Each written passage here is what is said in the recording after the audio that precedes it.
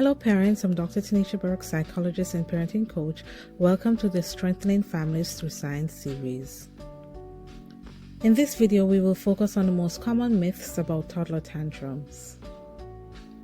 Before we get into it, remember to hit the subscribe button and the notification bell, leave a comment, and share. Toddler tantrums are a common occurrence in many households.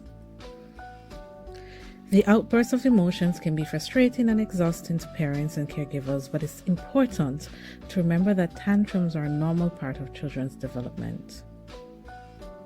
Unfortunately, many myths surrounding toddler tantrums can lead to misunderstanding and mismanagement of these episodes.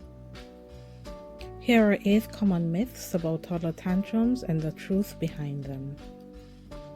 Myth 1: toddler tantrums are a sign of bad parenting. The truth is, toddler tantrums are a normal and developmentally appropriate behavior for young children. So parents, remember, it is not a reflection of your parenting skill or your child's temperament. Children at this age are still learning to express and regulate their emotions, and tantrums are a natural part of the process. The second myth is that tantrums should be punished. The fact is, punishing a child for having a tantrum is not an effective way to address the behavior. It is important to remember that children at this age do not have the cognitive skills to understand and regulate their emotions well. In fact, punishment temporarily stops tantrums but does not teach healthy self-regulatory skills. The third myth is that tantrums are a sign of defiance or manipulation.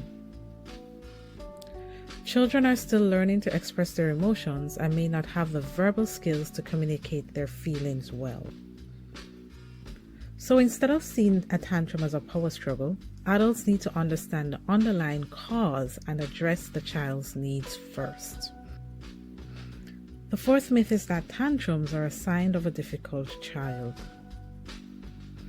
This is not the case at all. In fact, tantrums are a normal part of development and can happen to any child. So for parents, it is important to remember that every child is unique and has their own strengths and challenges. So it's important to remember that just because a child has a tantrum does not mean they're difficult or having behavioral problems. The next myth is a bit controversial, and it is that tantrums should be stopped as soon as possible. While it's understandable for a parent or caregiver to want to end a tantrum as quickly as possible, allowing the child to express and regulate their emotions is very important. Interrupting a tantrum before a child can fully express themselves may only prolong the behavior. What parents can do instead is that it is important to offer comfort and support and allow the child to work through their emotions at their own pace. The sixth myth is that tantrums should be ignored. The fact is, it's important to acknowledge a child's emotions and validate their feelings even during a tantrum. I know for a lot of parents this is very difficult to do, especially when you are also feeling dysregulated as you go through the strong emotions as well. What you as a parent need to realize is that ignoring a tantrum can worsen the behavior in the long run, as your child may feel unheard or unsupported. Instead of ignoring the tantrum, it's helpful to calmly acknowledge your child's emotions and offer comfort and support. Myth number 7 is that tantrums can be completely prevented. What we as parents need to realize that while it's important to implement strategies to minimize tantrums, it is actually unrealistic to think that they can be completely eliminated. It is natural that all children will inevitably experience some form of frustration and emotions that lead to tantrums. The key thing we need to do as parents is to teach our children how to express their emotions healthily and appropriately. The final myth about toddler tantrum is that there's a one-size-fits-all solution for them. As parents, it's really important for us to remember that every child is unique and what works for one child may not work for another.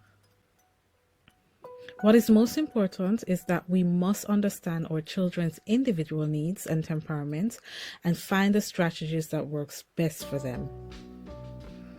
So parents, remember, toddler tantrums are a normal part of development and should not be seen as a reflection of your parenting skills. It is important to debunk the myths surrounding toddler tantrums so that we can provide our children with the support and guidance they need to express their emotions healthily. We hope that this information helps you understand the tantrums during toddlerhood. Before we go, remember to subscribe, comment, and share our videos with your friends and family.